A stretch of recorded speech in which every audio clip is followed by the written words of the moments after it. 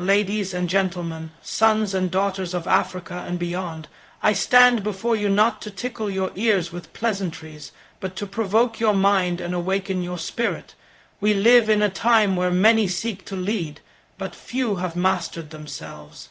We see voices rise in parliaments, in boardrooms, in pulpits, and on platforms, yet their hearts are still prisoners of confusion. We see titles without integrity, power without purpose, and influence without inner discipline. Today, I do not come to talk about the failure of governments, the corruption of elites, or the weakness of institutions. I come to talk about a war far more important, the war within, because unless you conquer yourself, you will never conquer anything else. The greatest enemy is not out there, it is in here, inside the mind, inside the heart, inside the daily habits and silent choices that shape destiny. Before you become a general, become a soldier of self-discipline. Before you become a president, become a master of principle. Before you point fingers outward, examine your own hands. The African Renaissance we speak of will not begin in Parliament. It will begin in the mirror. Let us therefore journey together through this reflection, not to condemn but to confront, not to insult but to ignite, because to lead others without mastering yourself is to build a house on sand.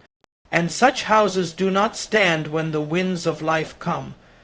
We must begin with the truth that no nation can rise above the character of its people, and no people can rise above the character of their leaders. But how does one become a true leader? Not by slogans, not by ambition, not by inherited power, but by mastering the battlefield within. Because before you can lead a people, you must first lead yourself. And leadership without self-mastery is dangerous. It produces loud voices with no depth, men in high places with low discipline, and movements that collapse at the first sign of adversity. Leadership begins with discipline, the daily decision to govern your appetites, your emotions, your time, and your principles. It is easy to shout about freedom, but very difficult to free yourself from laziness. It is easy to quote the wise, but very hard to apply their wisdom in the heat of pressure. Discipline is not a performance, it is a lifestyle. Too many are quick to raise their hands and say, "Choose me, I will lead." But when the lights go off, they are slaves to ego, lust, envy, greed, or fear. They want to command nations, but cannot even command their mornings. They want to control resources, but cannot control their tongue. They want to lead a people, but cannot lead themselves, and that is why our communities bleed. Because titles are handed to men who never trained their character. Power is given to those who never mastered patience. Influence is given to those who never confronted their own weaknesses. To be disciplined is to make hard choices when no one is watching. It is to reject short-term pleasure for long-term impact. It is to wake up when your body wants to sleep, to remain silent when your pride wants to speak, to walk away from wrong deals even when your pocket is empty. It is to remain loyal to principle, not just to popularity. This kind of discipline is rare. It cannot be bought. It cannot be faked. It must be cultivated brick by brick, decision by decision, day by day. And when you have it, you do not need to beg for respect. You earn it, not through noise, but through consistency. The continent cries for good leadership, but that leadership must be born from inner strength. We need leaders who do not just speak about justice, but live justly when no one is applauding. We need leaders who do not just quote integrity, but practice it when tempted. We need leaders who are not moved by the wind of popularity, but are rooted like trees in timeless values. Because only such men and women can lead a people through storms. If you cannot say no to yourself, how will you say no to corruption? If you cannot keep your word to yourself, how will you keep your word to a nation? If you cannot rise above your own excuses, how will you inspire others to rise? We have made leadership about charisma, but charisma without character is dangerous. A leader must not just know the way, he must walk the way. He must carry the weight of example, not just the weight of office, because it is easier to command others than it is to command your own impulses. Great nations are not built by perfect men, they are built by disciplined men. They fall, but they rise again. They are tempted, but they resist. They are tired, but they press on. They are insulted, but they do not react like children. They are betrayed, but they do not seek revenge. They stay the course, and through their personal discipline, they awaken collective discipline. It is not flashy. It is not glamorous.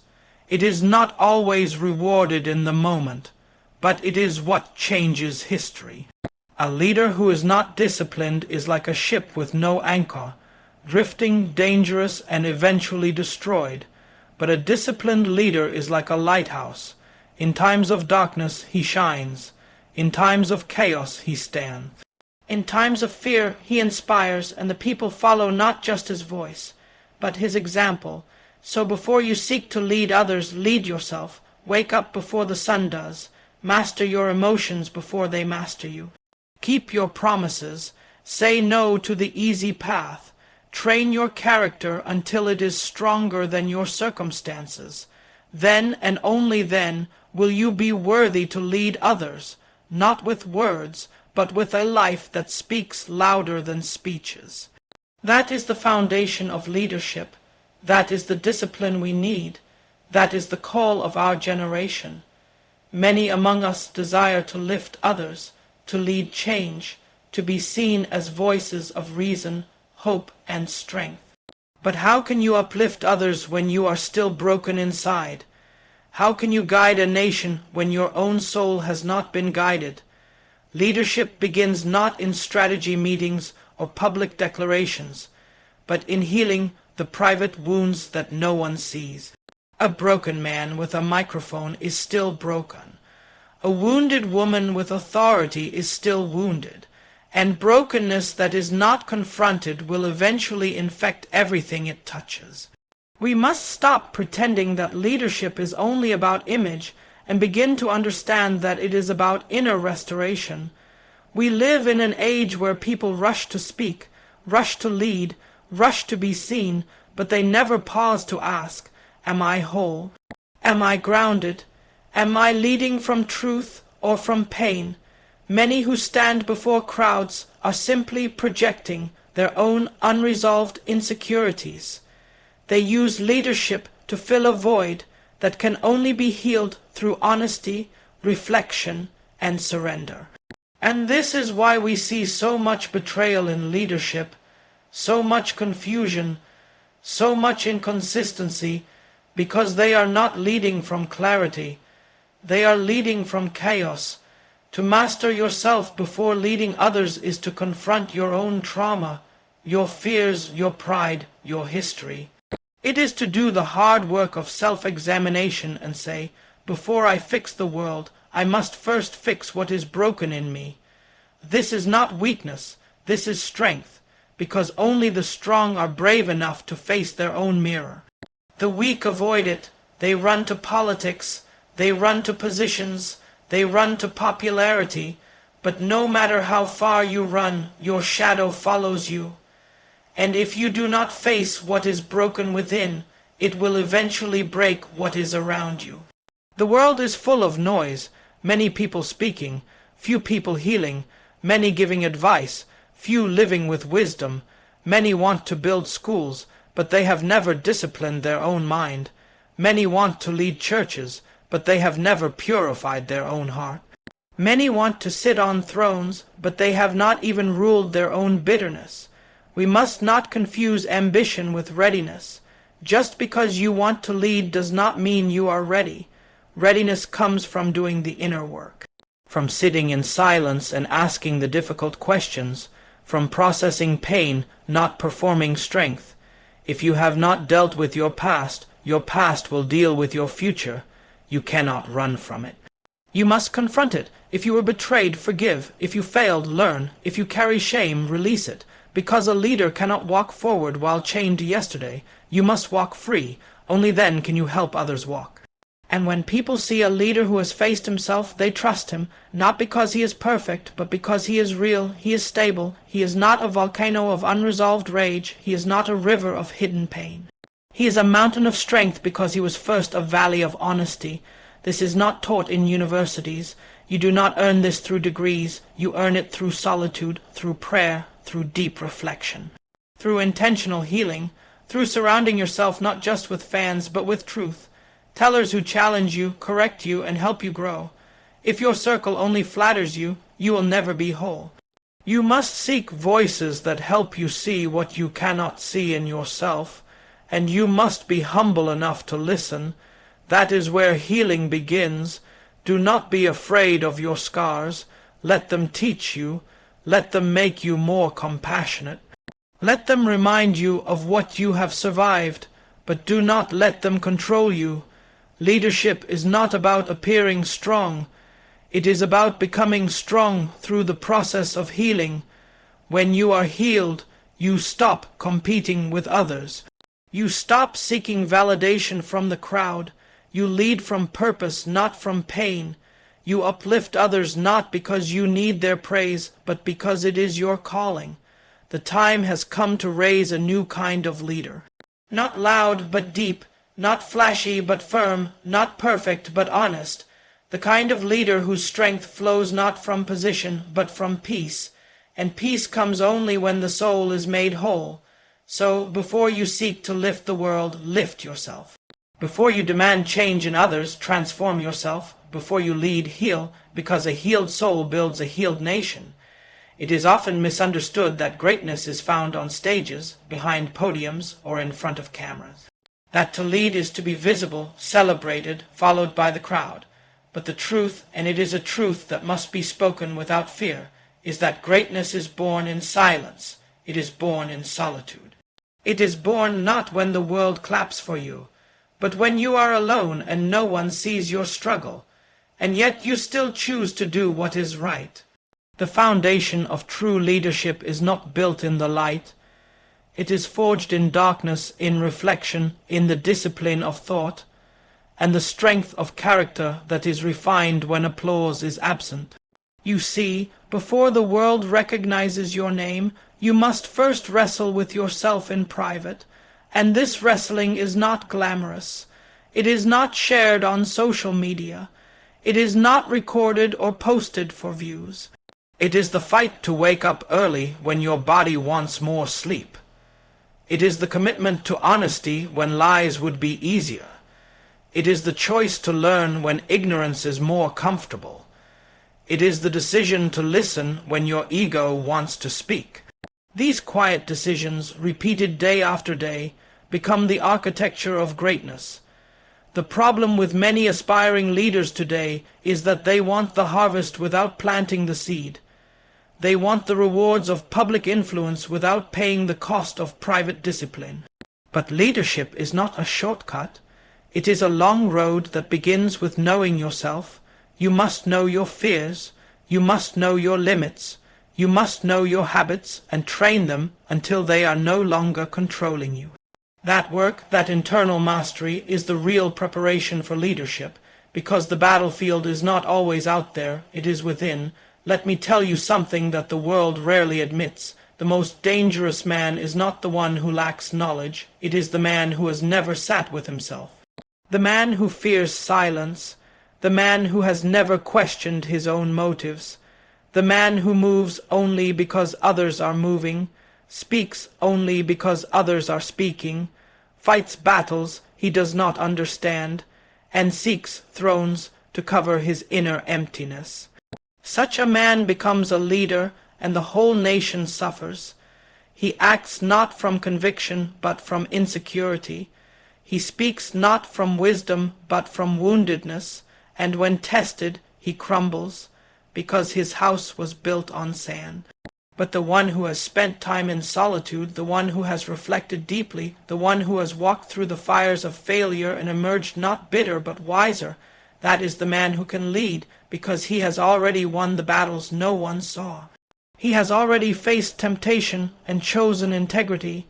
He has already tasted defeat and did not lose himself in despair. He is not shaken by criticism. He is not seduced by flattery. He is rooted, and people trust a rooted tree more than a flying leaf.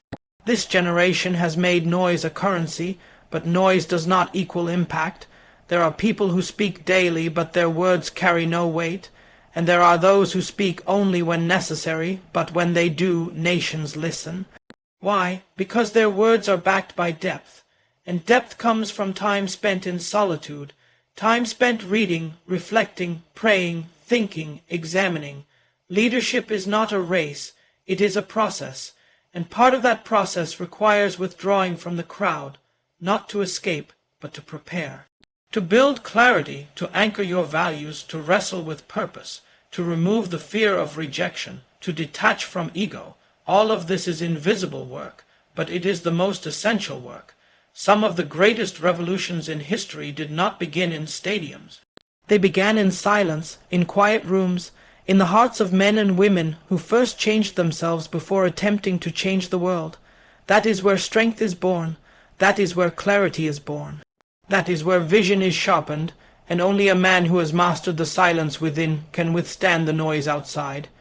We must teach our sons and daughters that there is power in stillness, that sitting with a book is more powerful than sitting on a throne unprepared, that fasting from distractions is more powerful than feeding the appetite for validation, that training the mind and soul is more valuable than collecting followers, because when the storms of leadership come, and they will come, it is not your title that will save you. It is your depth, it is your inner strength, it is the hours you spent building a foundation the world never saw. So master the quiet hours, win the invisible battles, find power not in visibility but in virtue.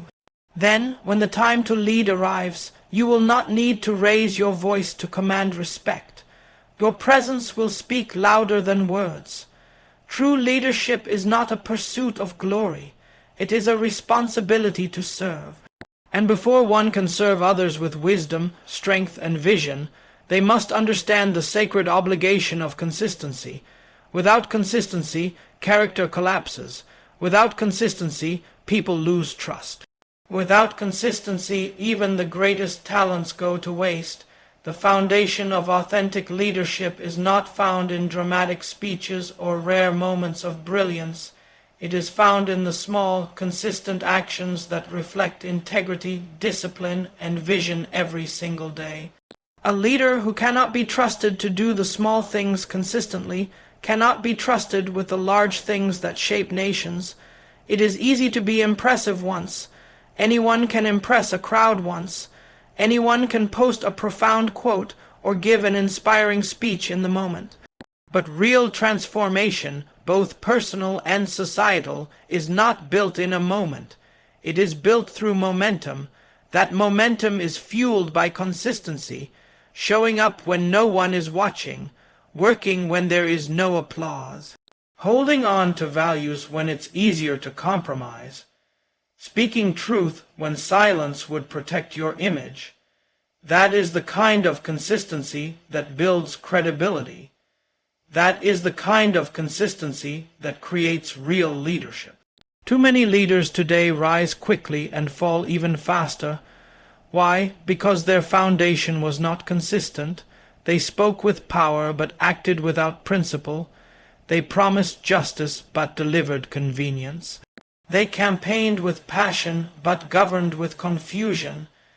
The people are not betrayed by their leaders because the leaders made mistakes. No, the people are betrayed because the leaders lacked consistency. And where there is no consistency, there is no trust, and without trust there is no leadership, only noise. Consistency is not about being perfect. It is about being reliable. It is about showing up with the same values in private as you claim in public. It is about aligning your words with your actions, your promises with your policies, your declarations with your decisions. This world does not need perfect leaders. It needs consistent leaders. Leaders whose strength is not measured by the loudness of their voices, but by the stability of their character. Leaders who are the same in darkness as they are in light. If you want to lead others, you must first lead yourself consistently. Wake up with discipline, study with discipline, speak with discipline, serve with discipline, because the habits you repeat will shape the legacy you leave. What you do daily reveals who you truly are. And those who follow you are not inspired by your occasional greatness. They are shaped by your daily example. You cannot demand excellence from others while excusing laziness in yourself. You cannot demand honesty from others while tolerating lies in your own heart. You cannot demand loyalty from your people if you cannot be loyal to your purpose. These are the principles that define a consistent leader, and let me say this, the storms will come. Every leader will be tested. The winds of criticism will blow, the waves of pressure will rise, the heat of expectation will burn, and when those moments come, it will not be your charm that carries you through. It will not be your speeches that save you. It will be your consistency, the internal compass that does not change direction because the weather has changed, the moral anchor that does not drift because the current is strong. That is what the world needs. That is what your people need, a leader who is steady in times of chaos, who does not panic when things go wrong, who does not disappear when the struggle begins. We must stop celebrating inconsistent brilliance and start honoring disciplined consistency. Brilliance can impress, but consistency transforms. It builds nations, it builds movements, it builds trust that lasts for generations. The future belongs not to those who burn bright for a moment, but to those who burn steadily for a lifetime. And those who are steady, those who endure, those who show up again and again with courage, humility, and truth, those are the leaders history remembers. So if you are preparing to lead, prepare to be consistent, not when it is convenient, not when it is easy, but always. Prepare to be misunderstood, but remain steady. Prepare to be criticized, but remain firm. Prepare to be tired, but remain faithful. Because the real mark of greatness is not how high you can rise in one moment, but how long you can stand, how well you can endure, and how consistently you can serve. That is leadership. That is legacy. That is power.